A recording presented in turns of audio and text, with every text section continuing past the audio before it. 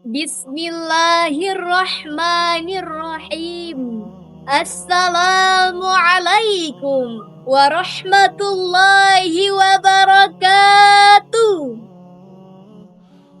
Bismillah, alhamdulillah, wassalatu wassalamu ala rasulillah, wala hawla wala quwwata illa billah, amma ba'du. Dewan Hakim yang arif dan bijaksana, yang saya hormati, yang saya ta'zimi dan Allah muliakan, amin. Serta segenap saudaraku sebangsa dan setanah air, juga para pemirsa pendengar dai dimanapun Anda berada, yang mudah-mudahan kita semua ada dalam rahmat Allah subhanahu wa ta'ala. Amin ya Allah ya Rabbal Alamin. Insya Allah, pada kesempatan ini kami ingin membahas sedikit mengenai bangkitkan akhlak bina bangsa. Hadirin ma'asyiral muslimin wal muslimat rahimakumullah. Betapa indahnya pada zaman bercahayanya Islam di negeri kita ini, khususnya Nanggro Aceh Darussalam. Pada masa tersebut, generasi dididik adab dan etikanya dilestarikan hingga di kehidupan selanjutnya. Di saat kita memutar pola pikir, disitulah dampak ukiran-ukiran sejarah bagaimana pendahuluan-pendahuluan kita sangat bersemangat dalam mencetak kadar Qur'aniyah di dalam jiwa anak bangsa. Lalu siapakah pendidik yang paling berpengaruh dalam lapisan ukhuwah bangsa? Itulah orang tua, karena orang tua merupakan pendidik untuk sifat dan kemuliaannya si anak. Didikan dengan diamnya, didikan dengan perkataannya, dan didikan dengan perlakuannya. Tugas pendidik mengajari apa yang diperlukan anak didiknya. Pandainya seorang anak tergantung orang tuanya. Luas dan cerdiknya pemikiran si anak sangat berpengaruh bagi lingkungannya.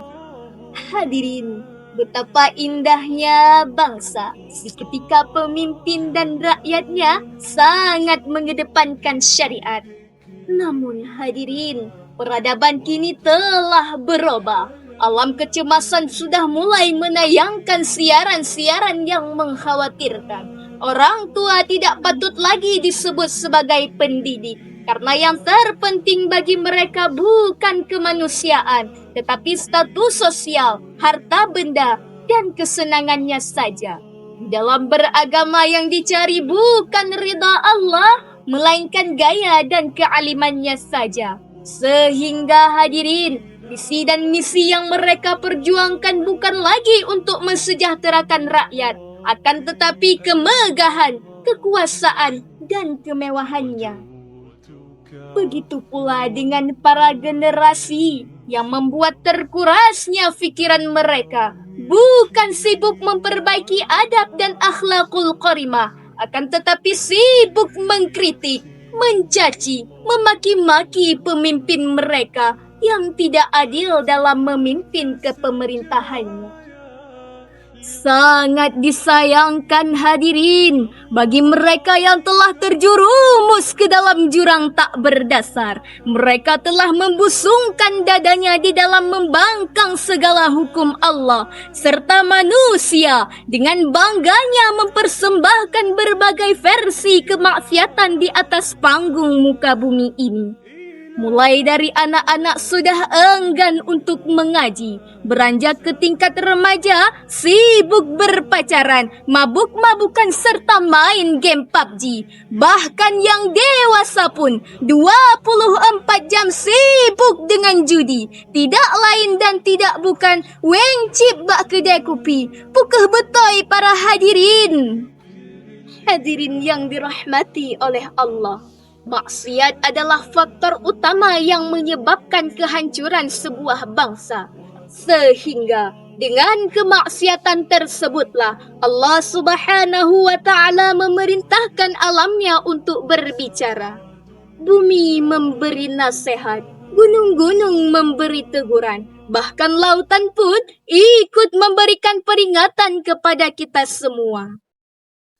Maka hana salah kun urang Aceh. Aceh le sago di le medaulat. Di te keramat le kape Belanda. Tapi uronya le perte kaplat. Ikut gaya barat perelah agama. Urang meencip rata je tempat. Sabuji mekat kebijah bangsa. Le anak lahe ayah jitan mepat. But iblis laknat asa nuraka. Sebagaimana Allah Subhanahu wa Ta'ala berfirman dalam Al-Quran Surah Ar-Rum ayat 41 yang berbunyi, A'udzu billahi minasyaitonir rajim. Bismillahirrahmanirrahim. Dhaharal fasadu fil birri wal bahri bima kasabat aydin nas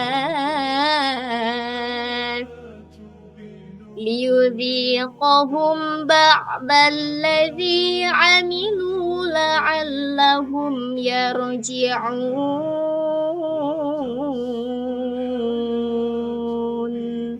Sadaqallahul azim.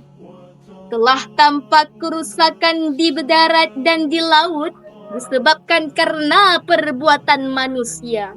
Allah menghendaki sebahagian daripada mereka agar mereka kembali ke jalan yang benar.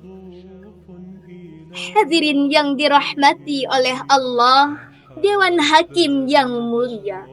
Dari awal sampai akhir, kiranya dapat kita tarik kesimpulan. Bangsa yang aman dan damai sangat ingin untuk ditempati. Pemimpin yang adil sangat ingin untuk dimiliki. Dunia ini terkombinasi.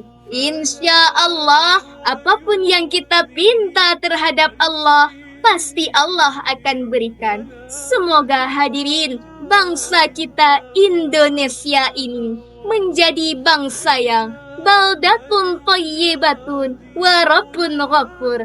Amin amin ya rabbal alamin.